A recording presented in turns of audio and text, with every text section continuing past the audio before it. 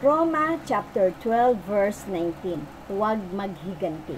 Mga minamahal, huwag kayong maghihiganti. Ipaubaya ninyo iyon sa Diyos sapagkat nasusulat, akin ang paghihiganti. Ako ang gaganti, sabi ng Panginoon.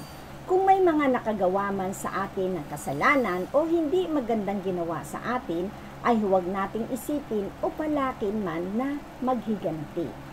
Bagkus, ipanalangin na lamang natin sila at hayaang ipaubaya at ipagkatiwala na lamang natin ito sa ating Panginoon. Ang Diyos Ama ang nakakakita ng mga pangyayari at kaganapan sa ating buhay. Batid niya ang lahat, kaya sa Kanya na lamang natin ito idulog at Siya na ang bahalang magpataw ng parusa sa taong nakagawa sa atin ng masama. Amen. Pinagpalang araw po sa inyong lahat.